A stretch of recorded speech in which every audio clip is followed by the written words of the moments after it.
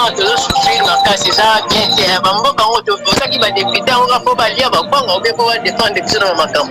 Bon, problème ya courant et dans la catene na mboka to sali un mois pour ya kaka butu et que dans 5 heures to sali la catene mais bazo mais la biso facture.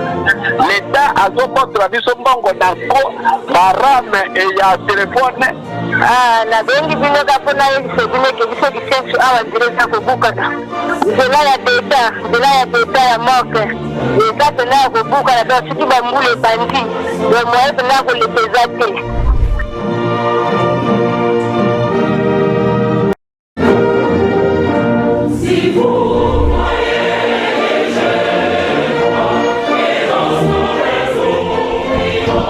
Tata bomoko ekolo bomoko muluba ndeko na ngai muswahili ndeko na ngai mungala ndeko na ngai musakata ndeko na ngai muyaka ndeko na ngai muteke ndeko na ngai bikolo binso ya Kongo na onatangi te biso banso tozali bana ya tata bobe moko ekolo moko bandeko na ngai bomoko na ekolo nde bokasi na biso sekele ya makasi bokasi na biso ya libongo bomoko na biso wana koyeba ete moto auti Kasai moto auti Équateur moto auti Congo central moto auti Grand Bandundu ozu na 3 provinces wana na kati ya Grand Bandundu Kwilu Kwango na Maindombe moto auti Grand Kivu Sud Kivu Nord Kivu ozu Ituri ba province na biso nyos koyeba ete biso banso tuzali bana ya tata bobe moko tatango komona ye Félix Antoine Tshisekedi Tshilombo biso banso na président moko alors toza bongo na etinda ya koyeba ete tozali biso banso bana ya mboka moko na koyeba yango eliko tinda biso toyeba ko défendre avec sérénité avec sincérité nkita ya mboka na biso koyeba yango kososola yango et ko pesa biso makasi ya ko défendre ekolo Congo mboka na biso. Alors je rappelle que toza en direct le autre kobeta lisolo motuna noloba kete na ko changer dossier te likambo etali kuluna na kolemba te kino kuluna ekosila ekozala ka dossier principal na biso ata kona koti na dossier mosusu na bima kambo etali délabrement banzela likambo etali problème ya transport likambo etali likambo ya kuluna to chasser ba kuluna lokola ba chassaka soki ba ADF to ko chasser batu wana to ko sala patrouille na bango ngai lokola mopandisango netando ike na kotikela ba imboka baloba babenga ba dénoncer bipayo mabezali bipayo basangana makita na bango wana ko dénoncer bango na ba faux policiers na kolemba kate koloba ete il y a des faux policiers tant on a il y a des gens qui congomani koloba bongo te c'est trop dur quand tu dis qu'il y a des faux policiers non moi je vous disais et je l'ai redit il y a des faux policiers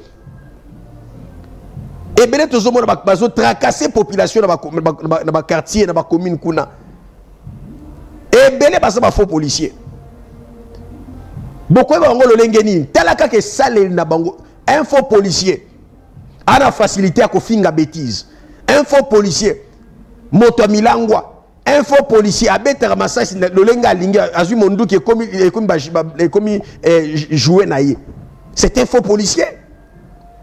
Un vrai policier il sait quand est-ce qu'il faut ko beta munduki ko intimider ko beta ba tuer ya sommation ayebi yango.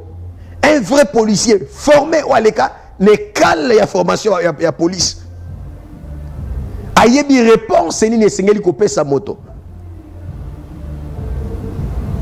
Et c'est très important que makambo nous allons non seulement dénoncer ba petit wana ba kuluna mais aussi les policiers les kuluna en tenue ya police. Il y a des kuluna en tenue ya police. Baza pena minduki bazo ko agir le quoi vrai policier or baza faux policier. Tango na bi sarabino awake population esengeli kozala bomoko na benga awa ezaka bomoko te ya kotelemela banguna ya libanda ya ikolo Kongo bali konyoko na biso c'est très bien. O bali ko luka lolenge dia kozo information mboko na biso il faut kotelemela batu wana mais aussi to la paix bomoko na likambo etali bakangi moto bino na quartier ba papa ba intellectuel. En quoi vous êtes intellectuel? Levez-vous.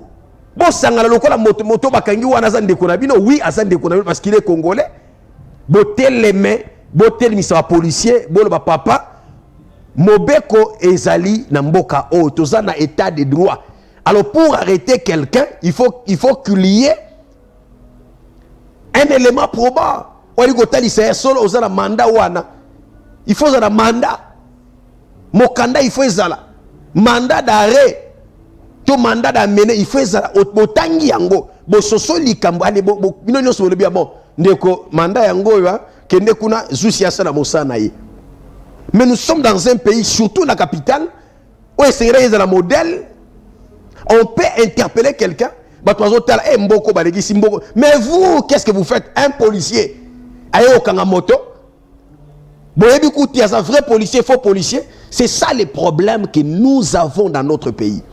C'est difficile avec le peuple, la population civile. Il y a un cannabis, la trafic d'influence. Avec les comportements, surtout les Quinois. Un mauvais comportement. Comportement que vous allez akende. Boyeba atali kambote. On est bon sabo approcher. Boyeba. Lolenge mo kangi ndeko wana. Eko comme la peine de konayo. Cousin na yo, cousine na yo baye kangi bongo. Alors pour arrêter ces fléaux, et sengeli ko poussana, policier, na respect nyonso, botuniye, tata tomoni oye ko interpeller ndeko asali nini na dit que moto aza vrai policier akopé son réponse à bête ako répondre poliment mais ba faux policier so yo zanani d'ailleurs ceux qui moto yo zanani yeba que aza moto essayer de fongola mise c'était un escroc. Quand tu vois un agent de l'ordre ko tuno motuna pour tourner poliment réponse na eza yo zanani pour ko tuna motuna yeba que moto wana il faut ça très attention aza Mosikate à cause de la escroc. Je dis bien Mosikate à cause de la escroc. Parce qu'un homme instruit, un policier instruit à l'école na école de police. Ouais, bah, principe même pour arrêter quelqu'un, interpeller quelqu'un. So bo telemissier bo tune mituna à ko répondre bino pollument sans ko intimider bino pour la tenir à lati parce que ba musuba ka so lati teni à comme déchir ba tunyonso. Non papa, ils a le kuta, ils a tenir musala. Ils a tenir musala. Eza tenir musala, eza ni trafic d'influence, eza tenir musala, eza ko identifier yo ki asono, oza civilité, oza policier pour nanini, pour ko sala musala, le l'agent de l'ordre. C'est très important pour makamona parce que comment la kisasa, mota alati tenir, alati mundu ki ale fier, accommoder si a mutunyo so mutatutie ka yo. Motazo benga yo, ayebita zanani et il n'a même pas besoin de bakazanani parce qu'il y a un tenir za policier aleki mutunyos. Ça c'est au Congo surtout à Kinshasa, trafic d'influence.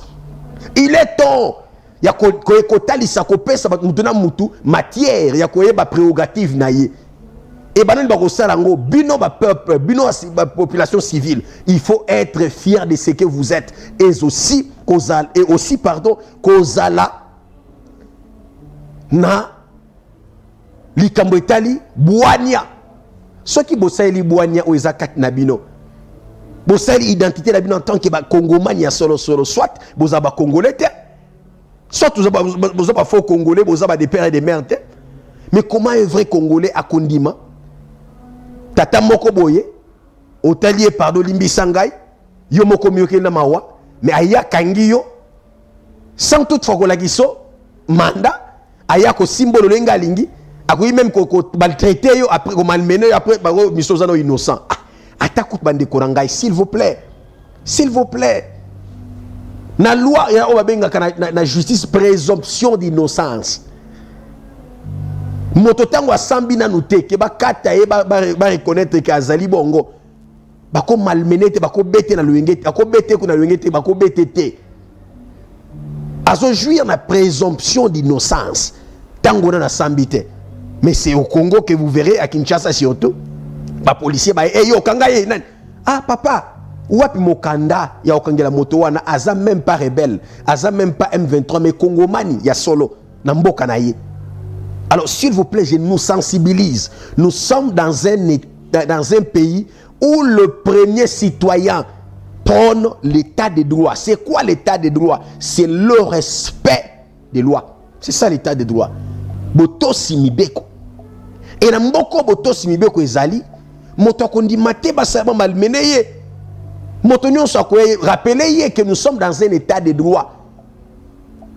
Le respect de la loi oblige. Et que tango yo kangangai, la kisangai mokanda, o ezali kotalisa ke ozana mandat o kangangai na sali nini.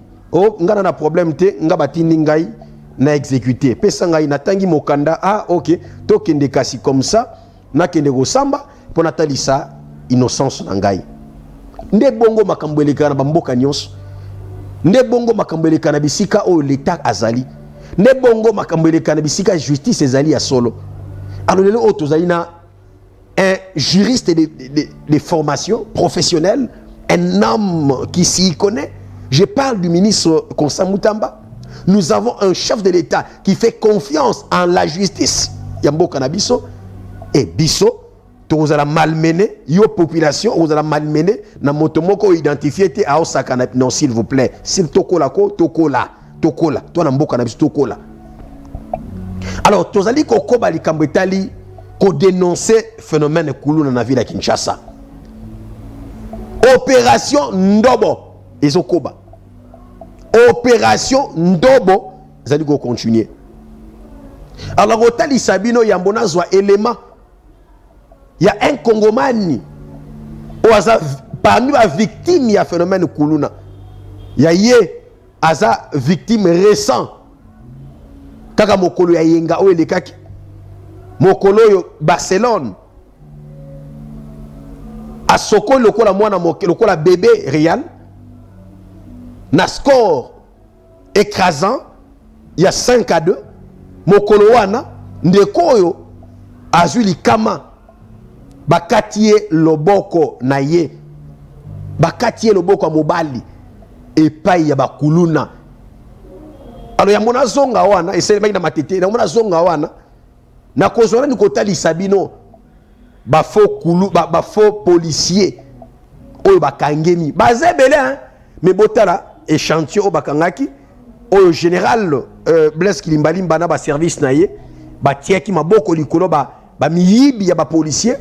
Balata bateni lokola ba vrai policier nzo ate ba faux policier ba miyibi ba milatisa bateni na minduki bandeko bozala mayele atakutu bino moko congolais Glody Kabeya ndeko Jules Payo bozala mayele na bino ba journaliste on va vous malmener ba au monde eh taye kuna mokonzi yo komisa policier mokonzi bana mkolonini ba hotel misa merveille ka tuma na magasin wana mais yo pusana kuna yebe mokonzi na sel ni mokonzi ngai mwana mokonzi oh merveille tu n'as rien fait comme qu'on s'est justifié liboso na za juge il faut motona moto ayebe loko oyo et sengeli asala oyaza alors botala il y a des faux policiers bolanda bino moko merveille ka tuma rotier la bino yango ba séquence.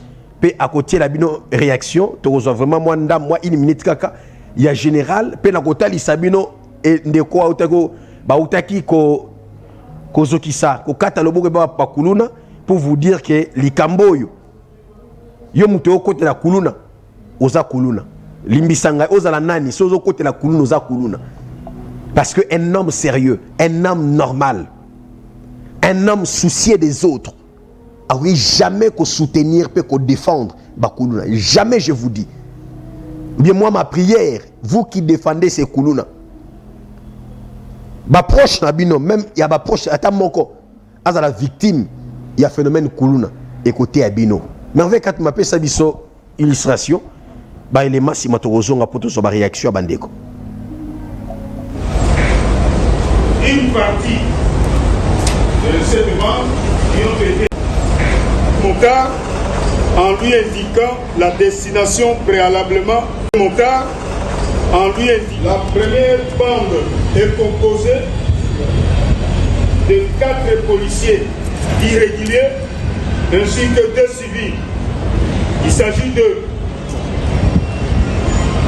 AP de deuxième classe Massenia et Samoto. Toutefois, un corps sans vie avec des traces de balles sont parfois découverts. Deuxième classe Mukelenge Kibaka Yves alias cardinal tombola maboko mokonzi ya monayo. Il est de l'état-major Comprokim coordination police judiciaire.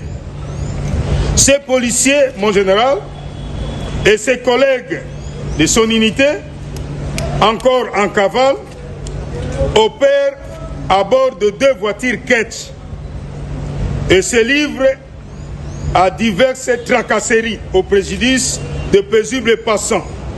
Ainsi, pour réussir leur forfait, ils se font passer soit comme élément de la coordination nationale de la police judiciaire, soit comme élément de la coordination nationale de la police,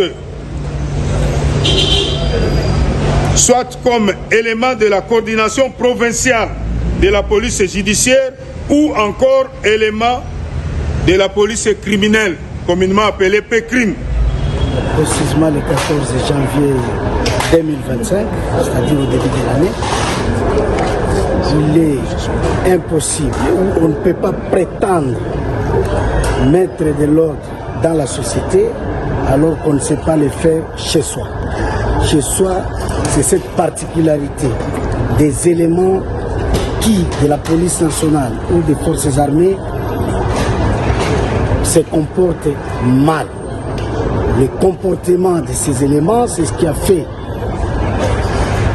l'événement de ces jours, notamment entre eux, il y en a qui sont dans des visites domiciliaires indésirables, d'autres dans des déviations des missions, dans des violations des consignes. Et voilà que d'autres sont là comme des postures.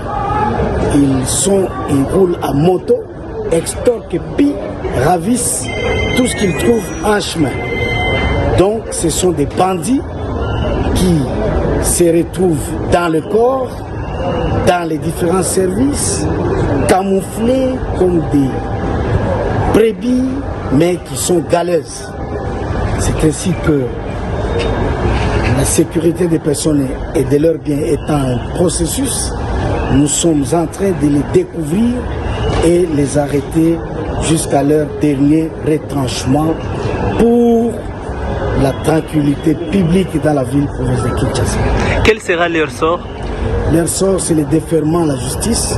D'autres vont aller en procédure de flagrance et d'autres, le procès va suivre les cours normales. Est-ce qu'il y a des dispositions qui sont prises pour que pareille situation ne se répète dans les rangs de la police? Cette présentation est pédagogique.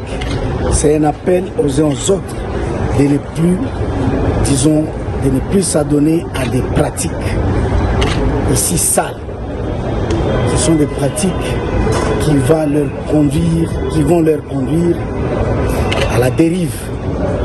Au pire, ce sont des mauvaises pratiques qu'ils doivent cesser. Car à la fin, ce sont des condamnations, ce sont des peines à subir.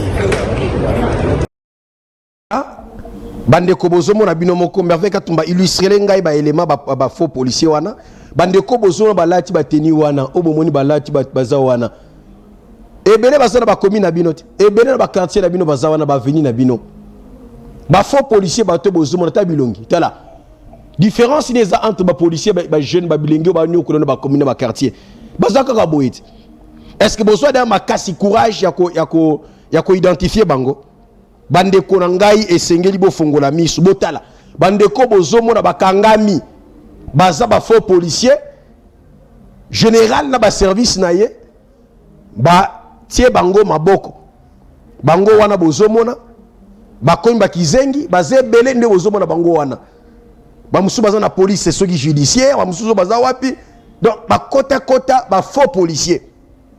Alors na bokasi bongo il y a ba service, il y a sécurité, il y a police aux alibongo na bokambami, il y a mwana mboka Blaise Kilimbalimba lelo bandeko bozomo na ba faux policier bakangemi.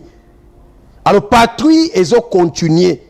Moi j'encourage le général Blaise yakokoba initiative au bazui pambate lelo population baza victime ya likambo oyo ya zizani oyo ya lesale oyo les salles ndé occasionné makamboy tala ba musu bango wana ba police judiciaire bango bozo mona wana ba paluku elukuta yambata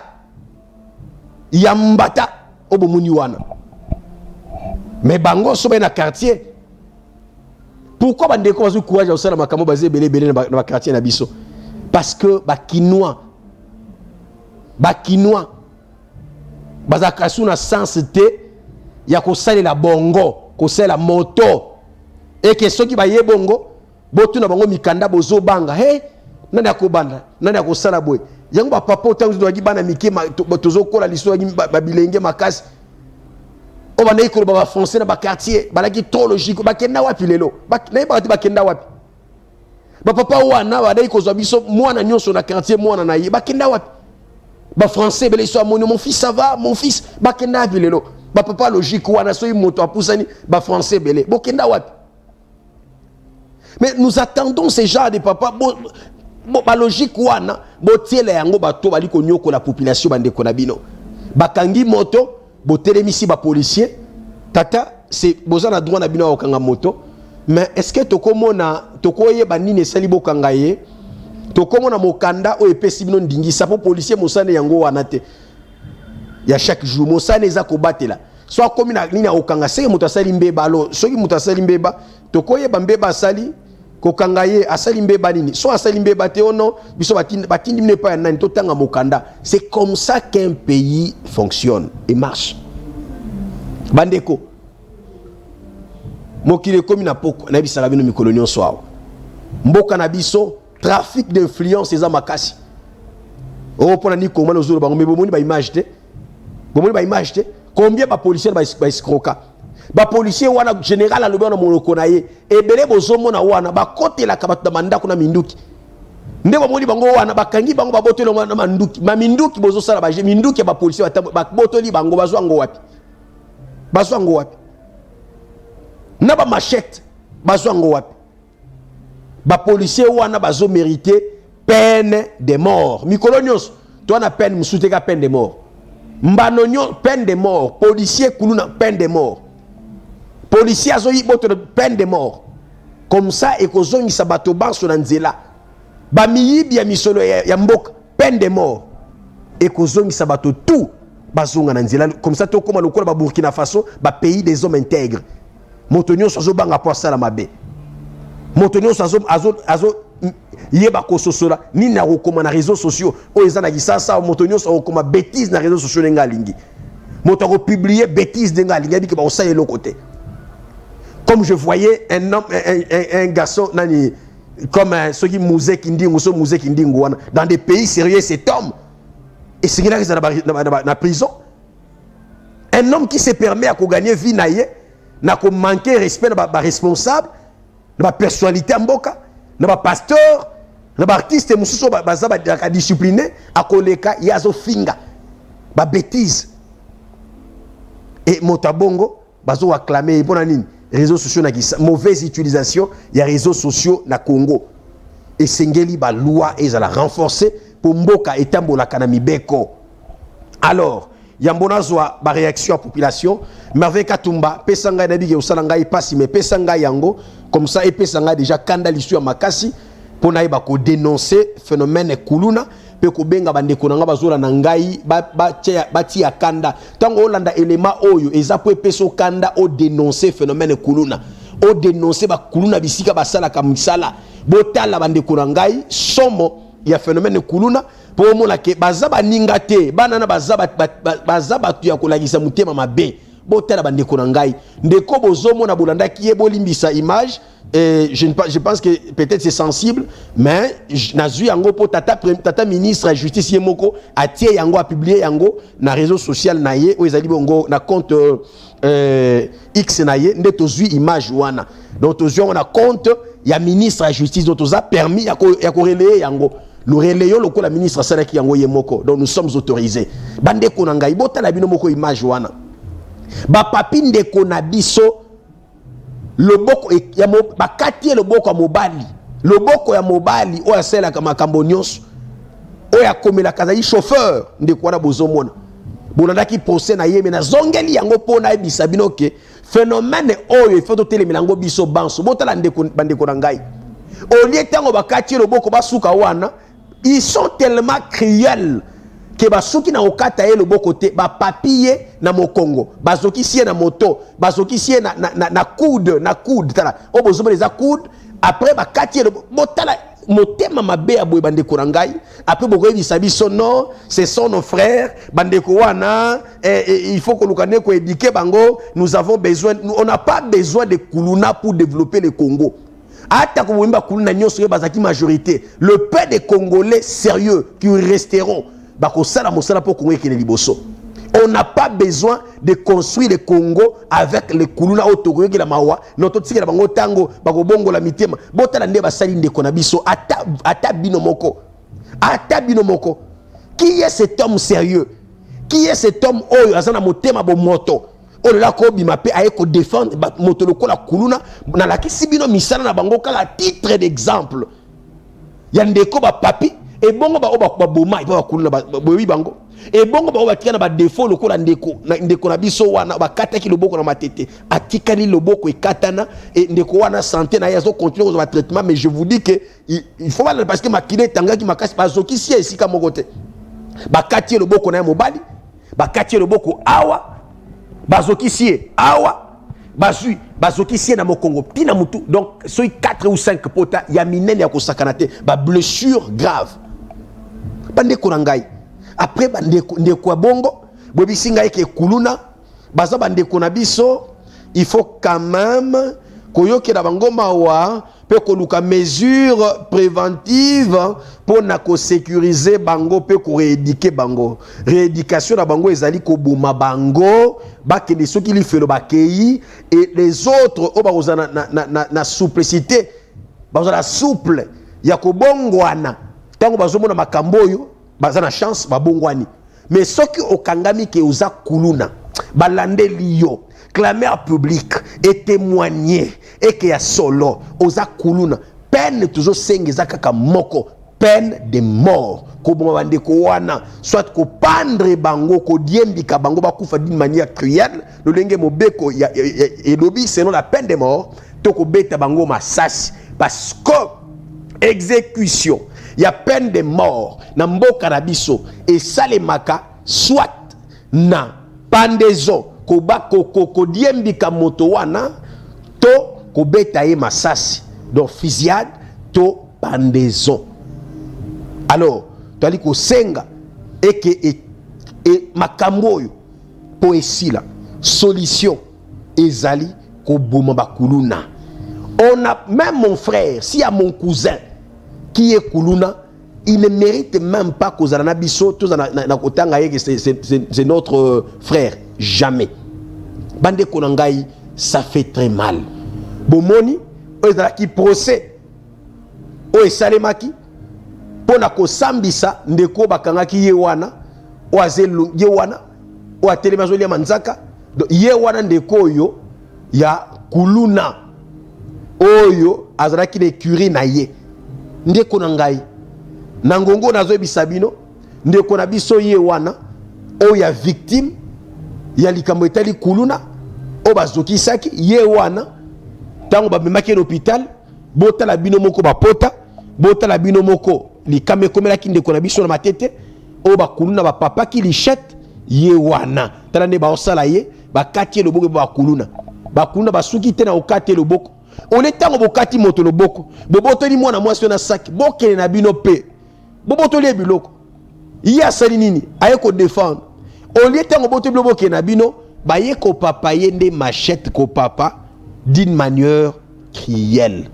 Alors bande ko na ngai na ebite po na bino procès yango wana bomoni wana ba témoin bazo pesa ba témoignage na bango pona makambo yo esalemaki po ndeko na biso a kata na loboko lolenge Nathalie Sibino wana. Alors sikawa na mwa 2 minutes natika na yango na fungoli téléphone na ngai pona kozwa quelques réactions ya bandeko bazana biso déjà connecté Je te salue, mon frère Alfred Ntibou. Mondeko. Mbote na yo Alfred. Kongomana lingio mingi koleka. Alfred Ntibou. Alfred Ntibou. Kongomana pesio mbote moto. Kongomana lingio mingi. Mbote na yo bisiko zali. Les grands caméramens. Il y a B1. Mon ami et frère, je te salue, Alfred. Les grands de Kwabilili. Mbote na yo moto. Il y a média, l'homme de média. Alfred Ntibou. Il y a B1. Ali kolanda biso sikawa. Mbote na yo ndeko nangai. Voilà. Donc, bomoni binomoko. Ndeko yo akataki ndeko na biso loboko. Ye wana ba condamné à mort. Alors pona nini nali ko rappeler yango. Eza poto ye ba ko dénoncer ba vrai kuluna o bali ko sala musala mabe na ba commune na biso. Ko bomba kuluna elakisi koza kuluna. Et ceux qui va monio que ozo protéger kuluna, to kozo lokola kuluna, nous allons te dénoncer. Le pangu nyon sezo bati na ba kuluna, to ko dénoncer bino, ba ko considérer lokola ba kuluna e bo kende motako pour la peine de mort.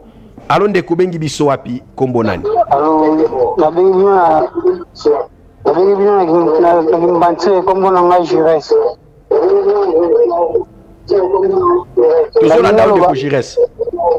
Oui, na ngalo bagabu ya mambo ya mama bakulu na wana papa to eza bela décision bazweli bango eza décision vraiment ya otika te eza kututeke batinda bango nde baloba ke batinda bango wana papa solution ezali boye ndeti bakangi ndeti biso na kimbanteki awa baena bango na terrain soit ya swambanda soit terrain moko ya munene papa babomi bango pena asi place la TVR technicien azozwa image papa o bazana masina barotika o bazana njili barotika mais bino bozi gulu na sali mabebo kangi botindi akesala bilanga bozola kisango pesi na TV lobi o mususu barotika te po bayebi ke barokanga bango ba TV barokumisa bango barotinda bango kali mabeba kisangila bakepema papa solution eza bien babo maraba otala ndeko ali no victime akasani liboko pe vina e kosuka bongo mutakolandela azate wana boziye bokepe misae na kanya makasi soti botika bango lobi akozongaka atouve vine normal papa bobo mabango pe aplisi ba policier nde bazotinda bana wana ba policier ba souciette ba yebi bana wana so opération so sala ma bazora ba tinda ba policier bango ba signaler bango ba kimi majorité oto na ba kanga wana baza ba innocent ba kuluna oto yebi ne ba quartier na biso bazali tuzo mona bango yebi te donc eza pas si fort. Merci ndeko nangai. Merci mon mboka. Oui, allons ndeko bengi biso wapi. Voilà, likamde kwa lobeze ya solo lobi yango awa. Tokozwa témoignage ndeko na merveille Katumba parce que ndeko wana il a bien parlé makamba loba kana c'est très important to la yango ya mona zongi la bapel pesa biso transition ndeko wana si mona kozonga pona zo bapel pour bandeko bapel ils ont autant désordre. Celle de savoir si la victime la partie renseignante B Di zonga boye, qu'est-ce qu'il y a? Bazo tungisayo? Monsieur héritier, qu'est-ce qu'il y a? Il y a un problème? Bon, ils aura à moi régler parce que Marambo to mona pour filmer boye. Donc il monde a tiré zo mona yo likola bano yo, les opé ça passe. To mona ba avocat bazo bima, bazo témoigner pour na bango. Et ça passe mingi. Ça passe. Avec ça va donc reverser biso ça bien té. La bien té. Merci. Merci.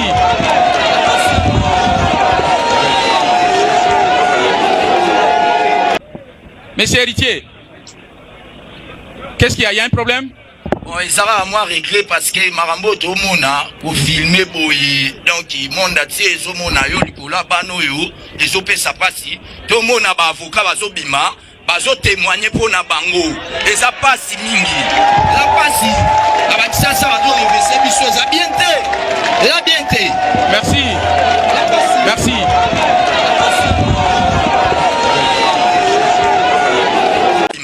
Bazo témoigner pour na bango.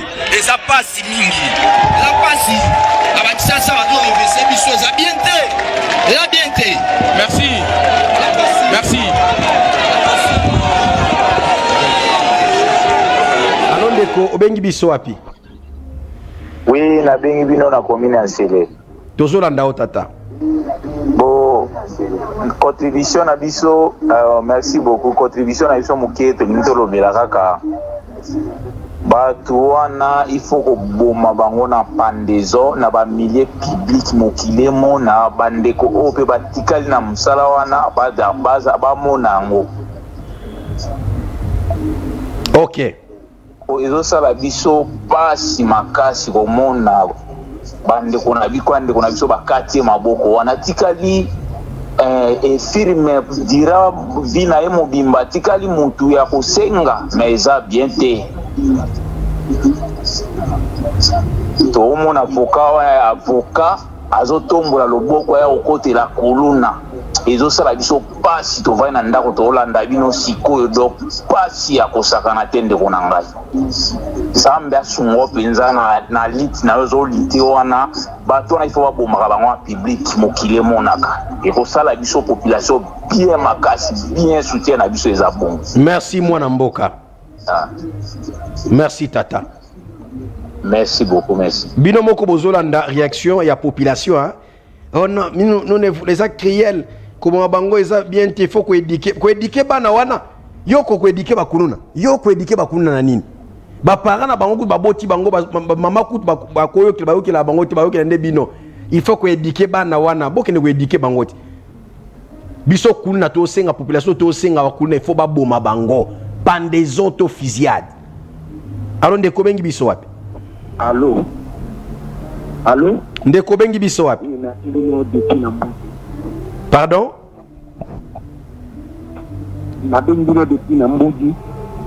Ah, Nambudi. Bongisa téléphone to yoko malamu ndeko rangai. Tozolanda yo. Merci pour la parole. Rego na ina le ba. Bebe ma bango ba pulu na to lombi na bango. Parce que na niveau ya Tingaboa, na pays Tingaboa.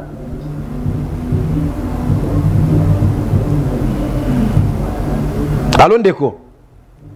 Voilà, avant d'appeler CMP yako contrôler, yako vérifier bien crédit parce que nous avons besoin de vos messages. Tout de suite, il y a 2 minutes. Nous avons rappelé minutes pour le lot vraiment 22h juste dans la 6e émission.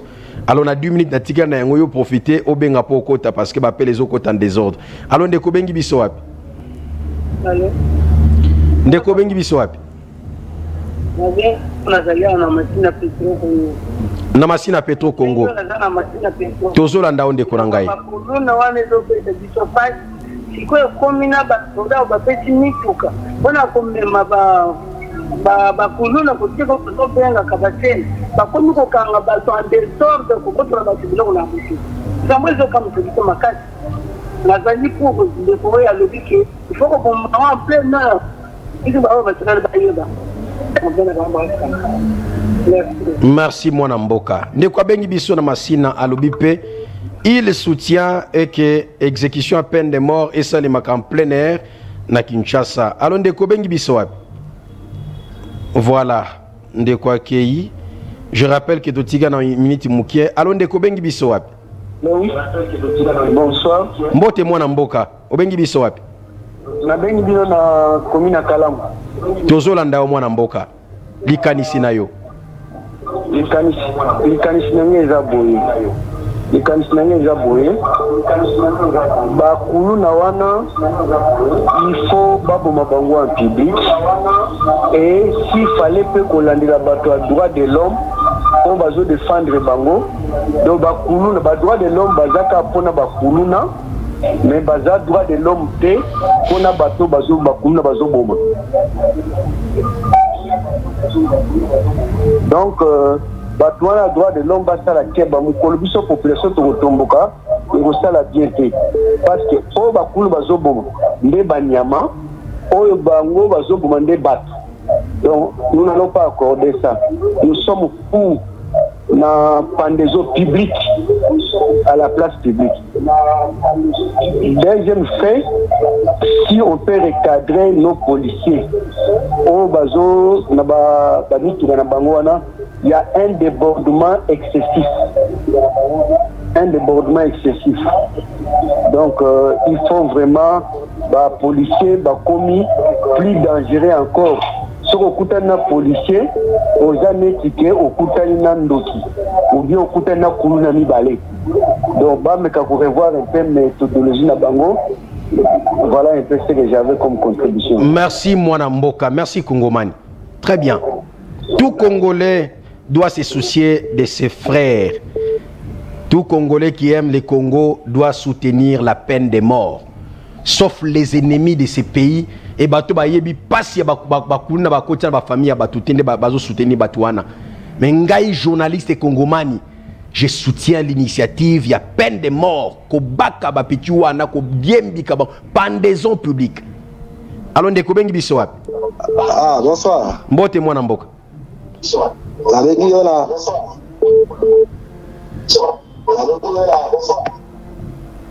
Voilà. Je rappelle que l'émission est en direct, il nous reste 7 minutes. Alors on a besoin 1 minute, dans 7 minutes, on a 7 appels, il y a 1 minute pour aussi les émissions. Il y a Liboso. Allons de Kobengi Biso. Allô? Oui, Tata Bengi Biso. Ah, na bingi na kubira maloko. Tozo landa o Tata. Ah, ngala lingira lo babo, ikona bapoli. Est-ce Koko kita volume longwa pembe na télévision de kwa bengi biso na maluku. Longwa na opéra télévision poto landa maluba ozolo ba bien po makine les amakasi. Na uti musala. Longwa na pembe na télévision poto landa makambo zolo ba malamu. Ou bien kitisi volume kitisa volume à TV. Voilà.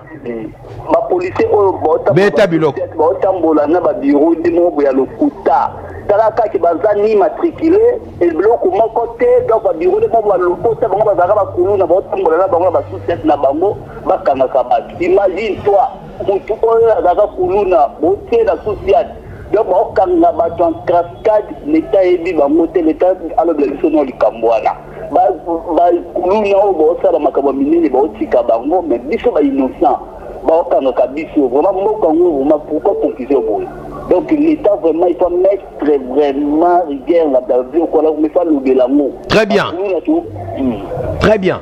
Merci de Korangai. Donc à l'obéir on a qu'il a des fois. Donc là aussi nous sala bien tard de l'externe là qui va merci Ndeko. Tous Ndeko Mosusu. Alors Ndeko bengi biso wapi? Allô? Voilà, s'il vous plaît, quand vous appelez et qu'on prend votre appel, et pourquoi vous raccrochez? Alors que toi, qui n'aime pas, on a minute et tikali mouké, n'azwa quelques appels rapidement pour la 6 émissions. Alors, Ndeko bengi biso wapi? Allô, nazome fasi Ndeko Jires na lobi boye. Ndeko Jires te Ndeko Jules Vambemba. Na lina na tuna wa par rapport ya mamoto zo mona na police na biso. Ba mettre volontaire ceux qui vont ba mettre volontaire wana ba uti wapi. Est-ce que la police pour asala musala na malamu pour aluka d'éclairer papa d'éclairer awa na kimbanteki awa route mo kali papa d'éclairer bazo sala dérapage moko ya osakana te. Merci Ndeko. Oui, ça biso vraiment ministre Mutamba alobi la finale kambo. Merci beaucoup. Bakuluna ba se réfugier dans la police. Merci Ndeko Nangai. Na yebi réalité. Merci Ndeko Nangai. Merci tous appels Ndeko Mosusu. Donc les Kambetali police Moussa des Osale Makuna avec le général Blaise bazo kangada ba policier bonala kisibino dia ba policier bakangiao. Voilà. Alors Ndeko bengi biso wapi? Na bibino na komina Ngalema. Tozolanda yo mama. Na lina lo bapake bana wana baza bana o ba mériter kozala bana ba mama te bana ba papa te. Très bien. Donc tellement baza na mabe makasi de baza bana moko fuba boma bango en plein air. Mutno so amona pour les restos batikali bateyama. Po bazo sala mabe batu bazo mona te mais ceux qui mutu babomi bango ekomi ke au droit de l'homme. C'est mieux baboma bango au droit de l'homme wana para ebi ke mwana na ye azoli mwana na ye bavocat akosa ke mwana na za kuluna te bazosa bazoboma batu baokata batu maboko bazosa batu mingi bavandaka bakoma kobanga kovanda na basite pona makao mabele ki mingi mutu akotambola na butu te telefone na ye moko mbongo na ye moko mais aza na insécurité ba mérité kozala pembe na batu te ya peuple congolais te. Merci maman. Très bien. Merci maman. Merci beaucoup. Merci maman. Allons ndeko bengi biso wapi? Akei. Papa bonsoir. Yambanga na likama oloba pona bakuluna oyo. Tolendi bango papa tolendi baboma bango kaka. Baboma bango. Allons ndeko bengi biso wapi? Allô? Allons ndeko bengi biso wapi? Ce n'est pas possible. Comme s'il y a saturation, il y a réseau. Bonsoir, c'est Steve, c'est Sévéran depuis Linikine, na sepeli na likanisiwana, Yakobo Mawakuluna, bakufa vraiment tolembi bango bakende. Merci Sévéran. Allô ndeko bengi biso wapi? Allô? Pourquoi vous raccrochez au bengi bayambi au kati appel? Allô? Oui, ndeko bengi biso wapi? Allô? Allô ndeko bengi biso wapi? Na bengi biso na quartier 8. Nanjil. Très bien. Tozolanda yo. Likanisi ya bakuluna eza malamu bakuluna fombo mabampo na njila toza na insécurité bakuluna baza makasi. Na quartier 8. Makasi. Oui. Allô? Tozolanda yo malamu. Oui, en plus que ba chou pour ba policier nde ba bruit baza tout. Ba bruit baza makasi. Ba ça dérapage moi nzela surtout na Mokali la quartier 1 à kota réside do abitabe wana dans les apaches za mawa za regrettable na ba policier baza en fait de l'ordre mais bango ba ça ba désordre surtout na bato moto kokana kanga donc ils apaches vraiment. Merci ndeko nangai. Merci beaucoup. So il faut que pas ya ba konja ba pardon. Merci beaucoup. Todo senga équilibre salema. Ba faux kuluna et ba kuluna, il faut bakangema, ba faux policier, bakangema, bakende pe motako. Ba baré bango pe peine de mort. Allô ndeko bengi biso wapi? Allô? Allô ndeko? Allô ndeko? Oui mwana mboko bengi biso wapi? Na bengi bino na changu. Na changu na komi nini? Na komi na Kimbanseke. Tozolanda yo malamu. Beta biloko 1 minute.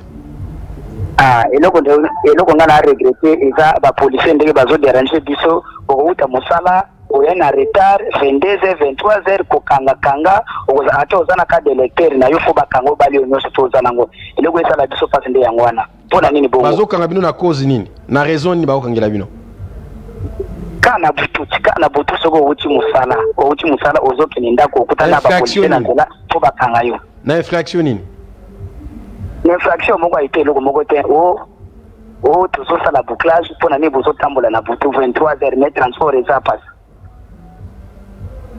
message na eleki merci ndeko nangai mon général ozona na makambo ezole kana bakimbanteke donc bande ko na biso azo vivre makambo ya kosakana te même pas ba policier esengelaki ba sécuriser population ba koma bango pe bakuluna alors ndeko bengi biso wapi? Allô? Oui mama bengi biso wapi?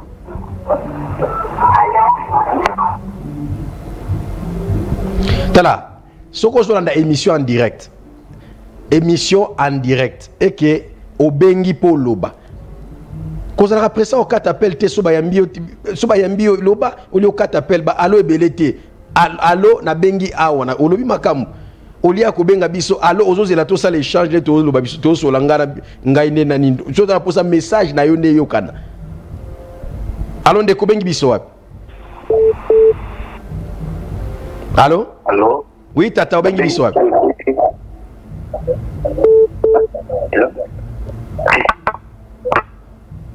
Eloko na uti olobaka siko yango pe na papa sali yango. Ah, qui ça makambo vraiment. Émission en direct. Ozo ka bazo yamba baninga bazo loba. Obengi, allô? Et puis ah non, c'est grave. Alors ndeko bengi biso wapi? Na bengi bina na ngalema. Tozolanda yo. Na lobi boye bakuluna wana so bakangi kuluna ifo baboma ye po bakuluna baboma pe bati. Ifo baboma bango po biso nyo tu ba kale biso bandela ko buto ya biloko ba telefone. Ifo ko boma rande bakuluna so bakangi. Merci ndeko nangai. Très bien. Ndeko azo soutenir peine de mort. Alors ndeko bengi biso wapi? Allô?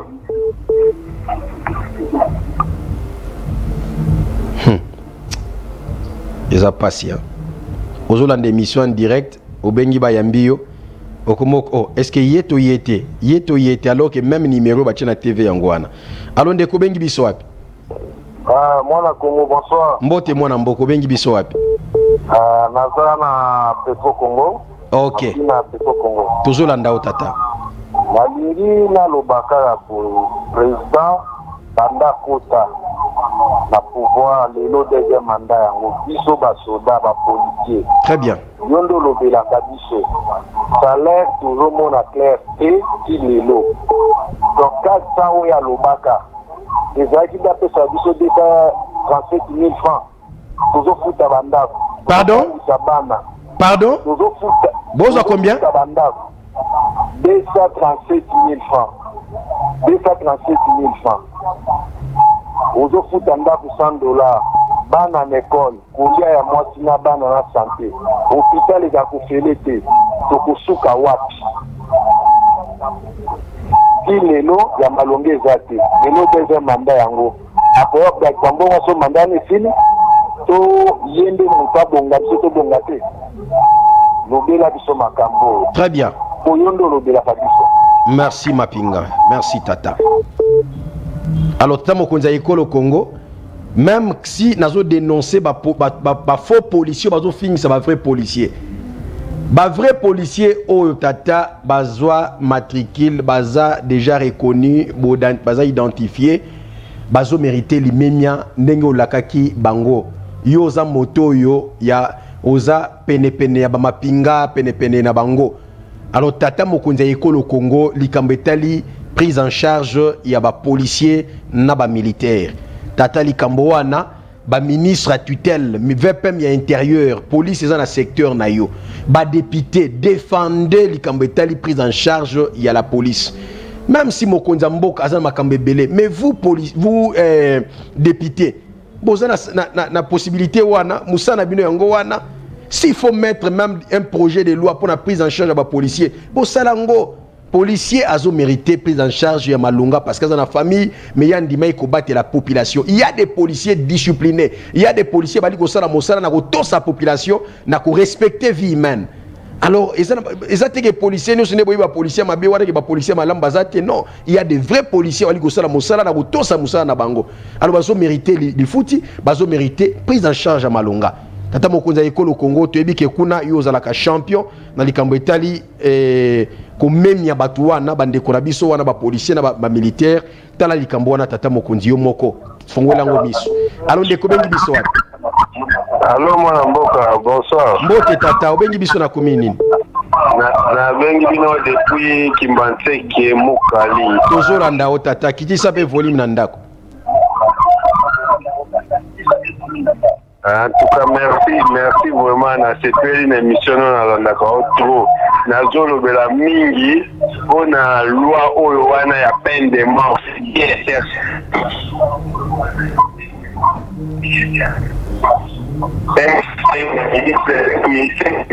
Papa, mon conduit.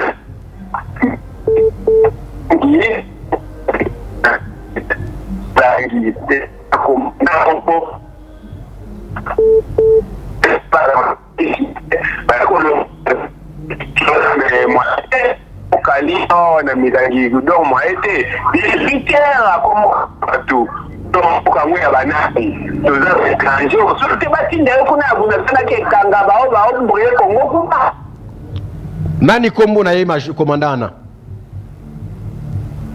voilà na mon kali nde kwa bengi biso kuna lobi ezana ba tubazo tracasser bango kuna commandant Obati kuna je pense azokanga à partir à 18h bikangela mwanza et ça vraiment réel makambo ezoli kana mboko. Allô ndeko obengi biso wapi? Allô? Oui mama obengi biso wapi?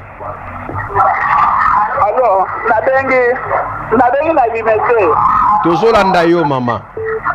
Gai na lobi boyo pona dani phénomène corona.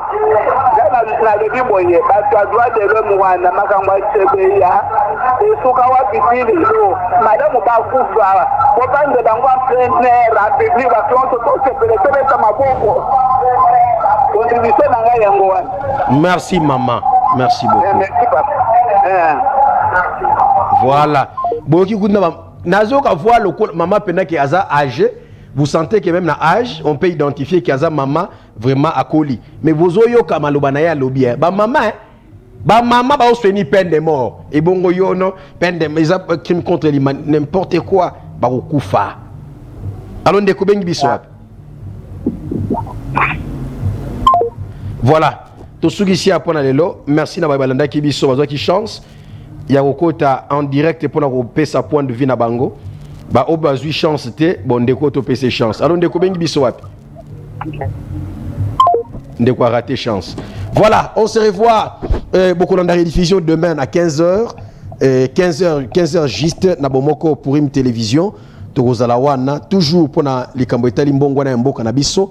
Merci na bino banso oyo bolandaki biso bozwa kitango pesa biso ngonga ya kolanda pe biso. Merci na bino pona kozwa tango ya ko pesa biso confiance. Eza facilité ba chaîne eze belé na kisasa mais komona moto atie kaka alanda biso na bomoko média télévision na pour une télévision alanda émission mboko ya nani.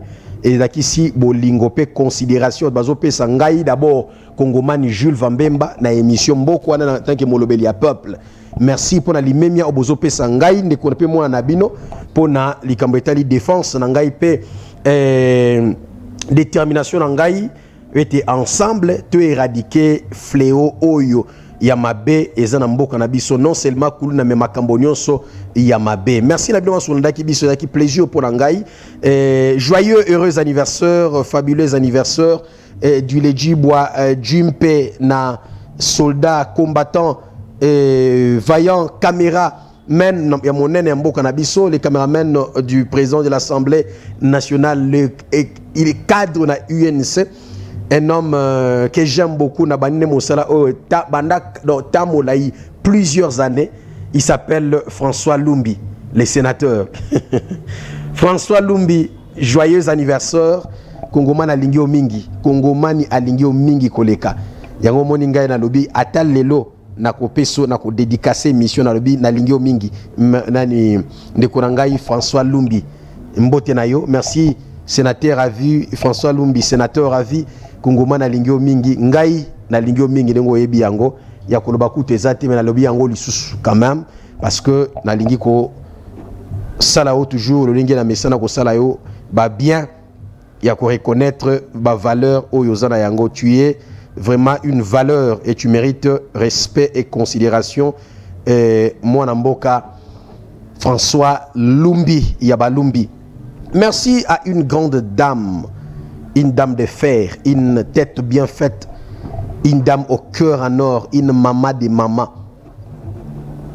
une partenaire de l'émission Mboko Anan et du Kongomani Jules Vambemba, une conseillère avec des conseils pour une nation unie, une nation solide et une nation derrière la vision du premier citoyen, le commandant suprême, le chef de l'État, Félix Tshisekedi. Je parle de Maman Mimi Mpika Chilumbayi. Maman Mimi Mpika Chilumbayi, l'épouse du premier vice-président de l'Assemblée nationale, une femme de fer, une tête bien faite. On a bien que cerveau d'État. Maman, cerveau d'État. Quand je regarde ce que le professeur Isaac Jean-Claude Chilumbayi fait, je me dis, Tata Oyo, à la première conseillère ya makasi nandako kombo na Maman Mimi Mpika Chilumbayi qui fait un très bon travail. Pene pene, il y a papa Isaac Jean-Claude Chilumbayi. Maman, je vous aime et natombe bino lisusu bonne année 2025. Kongomani alingi bino mingi koleka lulingi boyebi yango mama ya Bwania pe ya solo. Merci à Merveille Katumba pour mosala kitoko. Merveille Kongomani alingi o mingi, les maîtres de leurs maîtres. Oumela Merveille pour mosala kitoko. Dans la réalisation et émission to sugisi apona lelo et grâce à Merveille Katumba o aseli mosala kitoko. Merci na kulutu Martin Kalamba ope asungi biso na mosala kitoko na ba conseil pe na makanisia malamu. Merci ya Martin Kalamba. Merci na papa Jean-Paul Chuvila Ilunga, les patrons des Bomo Comédia Télévision. Kongoma na Pessie Mbote. Merci à vous papa Jean-Paul Chuvila Ilunga. Je reviens ici encore pour honorer ces grands hommes. Cet homme, je n'ai pas eu l'occasion de le faire les mêmes jours, mais recevez ici mes hommages le plus différents à vous, messieurs, la sagesse incarnée, les cerveaux d'État, l'honorable Parsec, Delvo Ngoyi, Kongomana Lingio Mingi Tata Delvo, joyeux anniversaire à vous. Je sais que c'est moi, tous c'est moi, mais surtout que nous sommes la même semaine. Alors permettez-moi de vous honorer en vous souhaitant heureux, fabuleux anniversaire du Lady Boadjumpe Mbutukulu Yambote Nkolo Abatelayo Tata Tolingio Mingi Koleka. Moi je l'ai dit à la télévision et c'est mon cœur qui parle. Kongomana Lingio Mingi, je vous apprécie beaucoup. J'aime votre intelligence, votre sagesse incarnée, votre esprit d'écoute. Voilà un homme qui a mérité d'être toujours aux côtés de ces grands hommes, l'homme à la barbe blanche qui incarne la sagesse et l'intelligence, la confiance du suprême, du chef de l'État, Jocal, le champion. Alors, joyeux anniversaire à vous, messieurs Delvo Ngoyi, l'homme intelligent. Na joué émission à l'élo, na dédié à un telle émission, telle appel, telle population, belle bazou d'abisso. Na joué na dédié émission à l'élo et pas inayo pour na mbotama na yo pe mois ya mbotama na yo pe semaine ya célébration ya anniversaire na yo Tata Delvo Ngoyi. Il y a parti, il y a ma valeur chisekediste, ma bonne valeur IVT. Merci à vous, monsieur Delvo, pour les soutiens et l'accompagnement. Il y a Kongomani, il y a solo. Merci Nabino Bansolonda Kibiso. Rendez-vous lobby à 21h avec le même plaisir, avec les vôtres. Les Kongomani Jules Vambemba qui vous aime. Merci Nabino. Bonne soirée à toutes et à tous. Au revoir.